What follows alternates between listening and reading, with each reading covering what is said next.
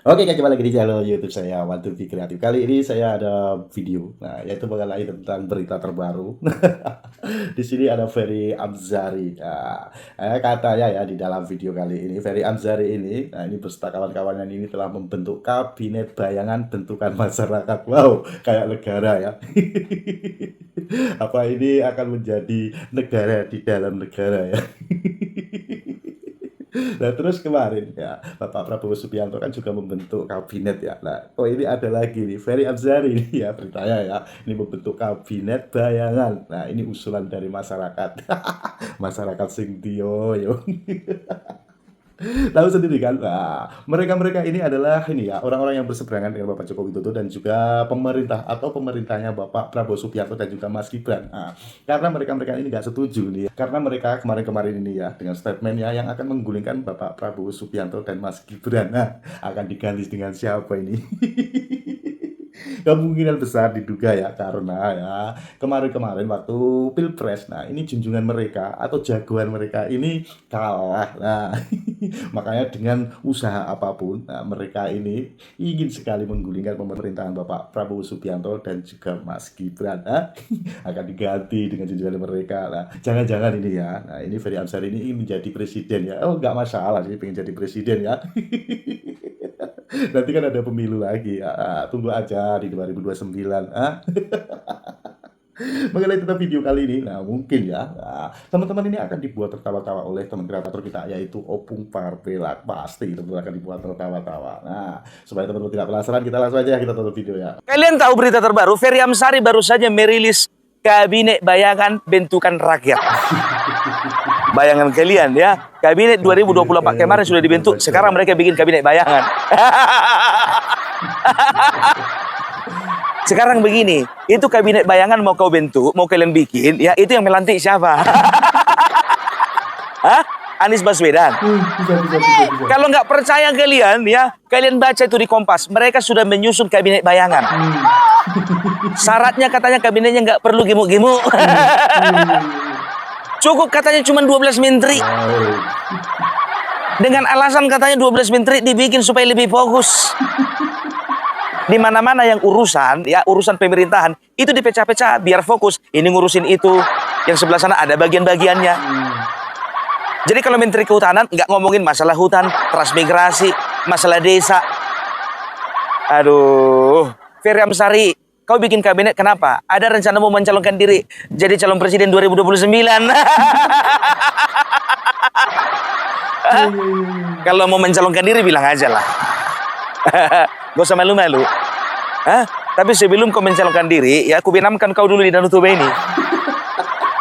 Ku baptis dulu. Maksudnya biar apa? Biar buang sial gitu loh.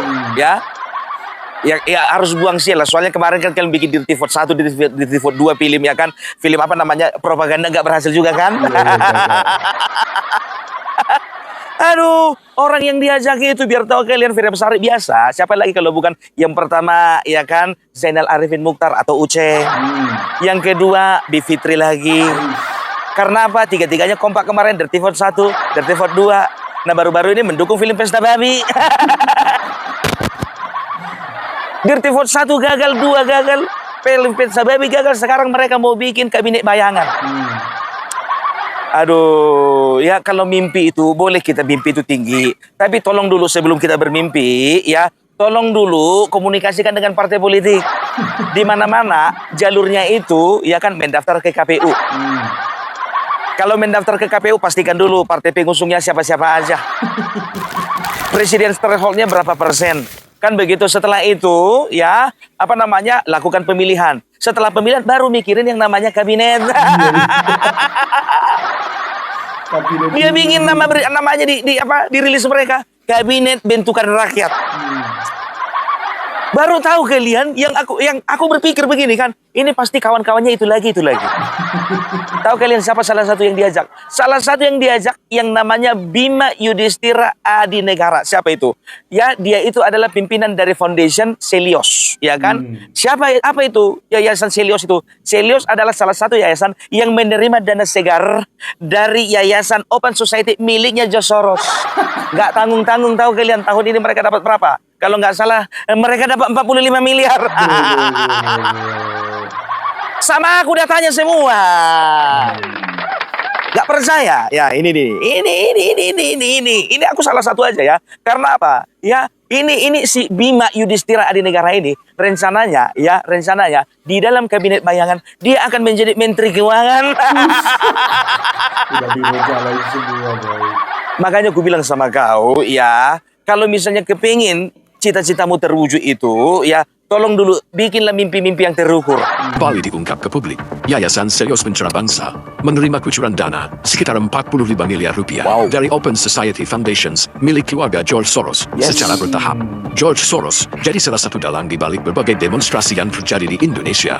Dana yang dikucurkan ke Celios sebagai kaki tangan Soros di Indonesia tentunya digunakan untuk mengendalikan opini publik sehingga lama-kelamaan terus menekan dan merongrong pemerintahan yang sah hingga tujuan akhirnya menggulingkan pemerintah.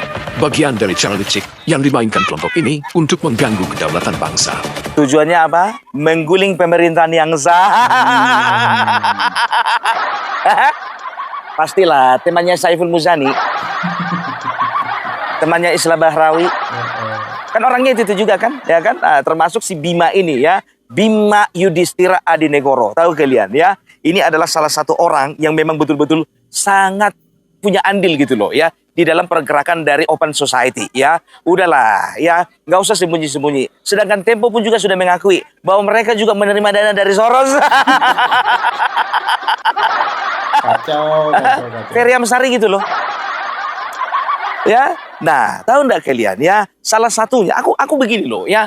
Aku agak berpikir ya, ternyata gerakan selama ini, baik itu gerakan yang kita pikir dari pendukungnya kemarin 01 dan 03, kayaknya ini memiliki keseragaman ini. Ya, kayaknya memiliki arah yang sama. Kenapa bilang? Ya, yang pertama itu ya kalian periksa aja semuanya dari visi misi mereka, dari tuntutan mereka, dari desakan-desakan mereka, ya pasti mereka itu memiliki kesamaan. Yang pertama, ya mereka ingin supaya nama baik Bapak Joko Widodo dirusak. Yang kedua, ya mereka sama-sama ingin supaya Mas Gibran dimakzulkan. Yang ketiga, mereka sekarang sudah secara terbuka seperti Saiful Muzani, Islah Bahrawi, Sukidi kemarin beberapa waktu yang lalu, ya mereka sudah membicarakan bagaimana cara menggulingkan pemerintahan Bapak Prabowo. Bagaimana supaya Bapak Prabowo, bagaimana kira-kira kalau misalnya Bapak Prabowo dimaksudkan. Coba bayangkan kalian, ini agak ada kesamaan gitu loh. Jadi aku melihat ada kecurigaan gitu loh. Pergerakan dari pendukung mantan Capres 01 dan 03 ya, ini kayaknya bergerak bersama-sama ini. Nah, tahu nggak kalian ya, kayak contohnya Ferry Amsari, setelah itu ada Zainul Arifin Mukhtar ya, yang dikenal sebagai si Uceng ya, setelah itu lagi Bivitri ya. Mereka ini biar tahu kalian, mereka ini kemarin ya adalah pendukung ya, barisan pendukung salah satu capres. Kalau nggak salah mereka ini dari 03 ya. Nah, 01 bikin pergerakan, 03 bikin pergerakan. Tapi pada akhirnya MK memutuskan 02 yang menang. Jadi kesamaan berikutnya mereka ini selalu berbicara demokrasi. Mereka selalu menjual nama rakyat. Mereka selalu menjual yang namanya kebenaran dan keadilan. Ini sama modelnya semua. Jadi kalian harus hati-hati nih ya. Ini adalah ya narasi yang sangat bodoh kalau aku bilang. Coba bayangkan kalian. Ini nalar mereka udah di mana gitu loh. Mereka ingin membentuk sebuah kabinet bayangan. Coba bayangkan kalian, kabinet bayangan. Belajar dulu kau bikin rapor bayangan. Baru kau bikin kabinet bayangan, Ferry. Aduh, Ferry. Ya, kalau mau cari perhatian kepada pemerintah, nggak begitu caranya. Nggak apa-apa, kritis nggak apa-apa. Aku juga saat ini bukannya dalam rangka, nggak ada urusanku, ya dalam rangka membela pemerintah, nggak ada untungnya juga sama aku, nggak ada. Cuman hati kecilku tergerak saja untuk mengomentari ini gitu loh. Karena ini udah gimana ya, udah terkesan ngeyel gitu loh. Ini mengingatkan dengan salah satu capres yang kemarin walaupun kalah, dia ini memberikan atau menitipkan visi misinya ketika dia diangkat menjadi presiden. Jadi masih ingat gak kalian gini ya, waktu itu menang Prabowo Gibran kan begitu. Tapi ya Anies Baswedan menitipkan visi misinya. Opung Parpelak jangan kencang-kencang kau ketawa mau Opung Parpelak. Mana tahu ada pendukungnya si Anies di sini. Ini betul ini aku lagi di Danau Toba. Agak kuberanikan dulu diriku untuk konten di luar rumah. Ya kan? Biar kulihat dulu ya warga yang ada di sini kira-kira berapa pendukung pemerintah. Jadi Opung Parpelak sekarang ada di Danau Toba, tepatnya ada di Belige ya. Jadi kalau bisa dikatakan di Belige ini hampir rata-rata itu nggak ada yang nonton film Pesta Babi. Nggak laku film itu di sini. Dirty Vote 1, Dirty Vote 2 juga nggak laku. Karena teman-temanku, saudara-saudaraku di Belige ini ya, ini bisa dikatakan pemikirannya waras-waras, bagus-bagus. Jadi mereka ini teman-temanku yang di sini, saudara-saudaraku yang ada di Belige ini ya, nggak terpengaruh dengan pemikiran-pemikiran bodoh seperti itu. Nah, salah satunya contohnya ya, melalui media ya. Mereka biasalah, mereka itu apa sih alat yang mereka gunakan untuk menularkan atau menyebarkan narasi mereka, media ya. Nah, tahu enggak kalian, minta maaf ya. Aku minta maaf ya. Aku tidak mengatakan bahwasanya media yang namanya Madilog ini ya adalah media yang dibayar oleh seseorang atau dibayar oleh oknum tertentu, enggak ya. Tapi dia ini selalu mengundang orang-orang yang kontra dengan pemerintah, tapi lebih tepatnya kontra dengan Jokowi. Dan tahu enggak kalian ya, dua kali ya, ini yang terpantau olehku ya, 2 kali nih ya, ketua daripada Selios ini diundang. Ya, yang pertama ya dia mengatakan bahwasanya ya dia mengatakan waktu itu katanya MBG ya, MBG itu adalah alat untuk menggali kuburan bagi banyak anak di Indonesia. Baru yang kedua di dalam dialog itu ya, di dalam podcast itu dia menyebarkan semangat pesimistik gitu loh ya. Dia katakan apa? Setiap bayi yang lahir ya, itu ketika dia lahir dia sudah mengemban utang sebesar 34 juta. Ya, ini yang pertama ya. Nah, ini yang kedua, yang kuputar yang kedua aja ya. Biar gak usah kalian lihat yang ketiga, keempat, enak kalian nanti. Setiap kepala bayi yang lahir hari ini itu menanggung kurang lebih sekitar 32 juta rupiah. Begitu lahir langsung mereka otomatis punya utang. Iya, otomatis jadi objek pajak. Kenapa jadi objek pajak? Belum punya NPWP memang. Iya. Tapi mereka beli popoknya, orang tuanya, udah kena. susu formulanya, itu sudah dikenakan pajak PPN. Coba tunjukkan dulu sama aku ya, di mana di dunia ini beli susu formula, beli popok nggak kena pajak. Kasih tahu dulu sama Opung Parpelak. Justru ya, ini sangat bertolak belakang ya. Sangat bertolak belakang dengan apa yang dikatakannya ya, MBG itu adalah alat untuk mengubur banyak anak-anak di Indonesia. MBG ya itu diberikan kepada anak-anak. Aku udah bilang sama kalian, apapun ceritanya MBG ya, Opung sangat mendukung. Karena apa? Kita bisa lihat bagaimana anak-anak yang membutuhkan ya, baik itu makan dalam bentuk sarapan, dalam bentuk makan siang, dalam bentuk apapun itu ya, itu sangat diperlukan. Nah, yang perlu diperhatikan pemerintah adalah bagaimana cara mendistribusikannya dan cara mengefisiensi setiap anggaran yang dikeluarkan. Kan begitu. Nah, kalau berbicara pajak ya, tunjukkan dulu sama Opung Parpelak ya, di mana belahan dunia ini yang tidak ada pajak sama sekali. Ya, yang tidak ada pajak. Katakan dulu, pajak penghasilan nggak ada, pajak bumi dan bangunan nggak ada, pajak kendaraan nggak ada. Ya? Coba cari dulu. Kalaupun ada, ya contoh misalnya, ya kan, oh kalau misalnya baik di negara sana, ya semua kebutuhannya dicukupi. Oke, setelah bekerja kena juga pajak kan. Jadi jangan pernah menyalahkan pemerintah. Begitu loh. Sekarang begini, jangan pernah dibodoh-bodohi sama orang ini. Kalau misalnya tidak ada pajak di dunia ini, di negara ini, bagaimana negara menghidupi ya operasionalnya? Bagaimana negara bisa membangun jalan tol, bisa membangun rumah sakit, bisa membangun sekolah, bisa membangun ya daerah-daerah yang tertinggal? Dari mana? Pendapatan kita paling besar dari pajak. Kalau kau bilang katanya ini kan arahnya kan negatif kan. Setiap bayi yang lahir sudah dikenai hutang 32 juta. Aku tanya dulu kau sama kau, ya kan? Kenapa kemarin begitu lahir anakmu itu nggak protes kau? Kau udah punya anak belum? Coba kau perjuangkan dong supaya anakmu itu jangan kena utang 32 juta. Tapi kalau misalnya ya dia itu punya sikap pesimistik, ya kan? Dia akan berkata seperti ini, ya.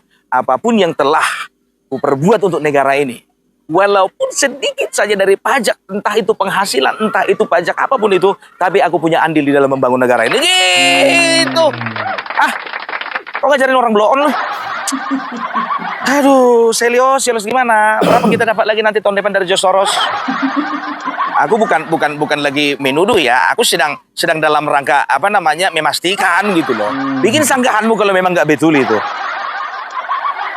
Ya, itu si Bima, ya kan? Sekarang Bivitri, ya. Jadi semua narasi orang ini selalu memojokkan pemerintah, kan begitu. Siapapun pemerintahannya, ya nggak akan ada betulnya sama orang ini. Kecuali orang ini jadi presiden, orang ini jadi wakil presiden, orang ini jadi menteri. Lapet. Ya, saya melihat memang kondisi negara ini kan saya kira semua orang udah tahu ya. Kondisi lagi buruk sekali dalam arti kebijakan dari pembuat kebijakan negara ini yang lagi nggak benar. Karena itu mereka juga berusaha membungkam orang yang mengungkapkan kebenaran. Media kan juga kena lah dengan cara-cara yang berbeda tentu saja ya. Tapi mau media mau aktivis, mau dosen, kalau berusaha mengungkap kebenaran langsung dibungkam. Nah, jadi fenomena ini yang kita bisa lihat melalui kasus ini. Tapi yang saya khawatirkan kalau di kasus ini kita nggak berjuang, ini bakal dipakai terus. Karena memang kalau kita lihat authoritarian playbook resep para... Nah, udah kan? Udah. Jadi kalau misalnya ada seseorang dari kalangan mereka, ya, menghadapi masalah ini dan itu, ya seolah-olah ini pembungkaman gitu loh. Pemerintah yang salah Prabowo lagi gitu loh. Kayak kemarin itu contohnya ya masalah Andri Yunus itu ya. Kemarin itu kan kita udah tahu sendiri bahwasanya tentara TNI yang melakukan melakukan penyiraman air keras itu. Alasannya apa? Karena mereka kesal. Karena apa? Andri Yunus ini tidak menghargai, tidak menghormati ketika senior-seniornya sedang dalam rapat gitu loh. Ya maunya lakukan dengan cara-cara yang santun, lakukan dengan cara-cara yang wajar kan begitu ya. Nah, itu dari Bivitri. Ya pokoknya gini ya. Mereka ini sedang menggunakan juga narasi seperti ini ya. Lihatlah mereka itu. Setiap kita bersuara, mereka selalu katakan, kita ini dibayar George Soros. Lawang kenyataannya emang begitu? Tapi kan nggak semua, tapi sebagian kan. Gede-gede lo ada 25 miliar, 30 miliar, 45 miliar. Satu lagi si Uceng ini ya, dia katakan apa? Ya kita nggak akan bisa berharap apapun dari rezim yang cara naiknya pun curang. Nih, ini satu lagi nih, Zainal Mukhtar Arifin. Presiden yang terpilih secara curang itu akan mengalami insecure. Karena insecure, maka dia akan melakukan apapun untuk merebut hati publik, merebut yang namanya pundi-pundi uang, merebut yang namanya kekuasaan senjata. Makanya dia akan entertain tentara dan polisi, dia akan mencari pendanaan untuk mereka. Itulah sebabnya ada yang namanya MBG dan Koperasi Merah Putih. Tentara dia akan ditaruh di semua provinsi, Kodam akan dibangun di semua provinsi, ditambah pasukan sampai 1 juta menuju ke 2029. Komcat dibangun, bahkan diambil dari bekas tahanan. Bayangin, napi akan diambil dari napi untuk memperkuat sebagai pasukan. Nah, ini video yang terakhir ya, kayaknya agak ngaco ini gitu loh. Negara akan mengambil napi sebagai tentara. Kalau Opung Parbela ya nggak, napi ini bisa nggak jadi tentara? Hah? Pengen dong ngelamar. Negara yang pemimpinnya dipilih secara curang. Yang pertama ini aja dulu, Lapet. Aku bilang dulu sama kau, minta maaf ya. Kalaupun kau itu profesor, tapi bagiku ya, kalau memang kau nggak ada gunanya kau di bangsa ini, ya kayaknya kayaknya nggak ada yang perlu kubanggakan lah. Minta maaf lah dulu ya. Minta maaf bukan karena bukan karena kau itu anti Jokowi, enggak. Aku bodo amat. Karena mau 100 kali aku dibilang dibayar Jokowi, sampai sekarang demi Allah nggak ada aku dibayar Jokowi. Tapi selalu itu kan narasi untuk melemahkan Opung Parbela. Kau dibayar, kau bazir, udah dapat berapa? Sampai tahu nggak kalian ya? Ini si Uceng ini ya, dia ini membuat lagi film Dirty Vote ya. Makanya ya setiap film-film yang mereka buat ya, mau di Dirty Vote 1, 2, 3, 4, 5, 25. Ya, tapi bagi pemilih, ya, Bapak Prabowo Gibran itu nggak akan punya pengaruh apa-apa. Kalau misalnya sekarang pemerintah lagi berat-beratnya, ekonomi sedang melemah, presiden rupiah sedang melemah, ya, ini bukan faktor cuma internal doang gitu. Kita udah tahu bahwasanya faktor eksternalnya sangat kuat, ya. Coba katakan sama Opung Parbela dulu, ya, mana negara di Asia yang tidak krisis oleh karena perang antara Israel dengan juga Iran, Amerika Serikat juga dengan Iran. Coba itu dulu ya. Jadi minta tolong dulu, agak kalian serahkan dulu ya, otak kalian itu kalian bersihkan supaya kalian bisa menerima informasi yang benar gitu loh ya. Jadi kalau orang-orang ini ya udah biasalah ya, orang ini kan ngumpul di situ-situ aja, dan kalian akan lihat muaranya ini nanti tetap di Pilpres 2029. Iya betul, nggak ada yang lain. Yakin kalian, contoh, kalau misalnya Anies yang menang, nggak akan ada orang-orang ini keluar-keluar begitu. Begitu juga, kalau Ganjar yang menang, ya orang ini juga nggak akan nongol ini. Karena apa? Karena mereka nanti akan dipakai Menteri Penerangan, Menteri Tenaga Kerja, Wakil Menteri, staf khusus, penasihat Presiden, penasihat Ganjar. Sebentar dulu Pumpar Belak. Menteri Penerangan, Menteri tahun berapa itu? Ya, jadi udahlah ya, hal-hal seperti itu jangan kalian racuni masyarakat. Kalian itu selalu, coba bayangkan kalian ya, pemerintah, negara, presiden lagi kerja baru 2 tahun diganggu-ganggu ya, tapi ketika pemerintah memberikan penjelasan seperti Pumpar Belak contohnya, memberikan penjelasan ini dan itu, kalian katakan apa? Kami bacer kan? Tapi kalian, kalau misalnya kalian dikatakan kalian bayarannya George Soros, kalian nggak pernah terima. Kan begitu ya, tapi ya itu dia ya, terserah kalian. Coba bayangkan kalian ya, kabinet dengan 12 menteri ya. Aku agak mikir dulu, Indonesia sebesar ini menterinya cuma 12. Tujuannya apa? Supaya gaji kalian lebih besar gitu. Gaji 35, katakanlah 35 menteri yang ada di Indonesia digaji total katakanlah 500 juta. Nah, 500 juta nanti ya, rencana mereka itu mau dibagi 12 saja. Ngapain dibagi 35? Bagi 12 saja. Nggak, itu bercanda ya, tapi itulah dia ya. Kalau di bangsa ini terlalu banyak pemikir daripada pekerja. Ya kayak gini lah akibatnya, ya kan? Kebanyakan mikir, nggak tahu kerja. Mikir melulu. Tapi ku tantang dulu kalian, kalau misalnya kalian jadi presiden, sanggup nggak? Kan begitu, ya nggak yakin aku. Aku pun juga nggak yakin bagaimana kemampuan kalian. Karena apa? Congor kalian itu cuma bisa dipakai di ceramah-ceramah. Congor kalian itu cuma bisa dipakai ya di workshop-workshop. Gitu, ya udahlah, ya biarkan negara bekerja, biarkan presiden kita ya bekerja dengan cara bertanggung jawab ya. Kalaupun contohnya ada kesalahan-kesalahan dan juga kalaupun ada hal-hal yang tidak berkenan kepada kalian ya, kalian kan bisa langsung berikan saran kalian itu kepada pemerintah. Aku rasa pemerintah membuka peluang kok, membuka ruang kok untuk kalian. Pemerintah kita nggak anti kritis. Pemerintah kita nggak anti kritis. Ya nggak anti kritik ya. Kayaknya cara itu lebih bagus deh daripada kalian katakan mau bikin kabinet bayangan kayaknya. Ya, tolonglah dulu ya untuk kedepannya berikan dulu ide-ide yang masuk akal ya. Oke? Jadi itu dulu dari Pumpar Belak. Salam NKRI harga mati. Jadi Pumpar Belak ingin menikmati sunset dulu di Danau Toba. Oke, bye-bye.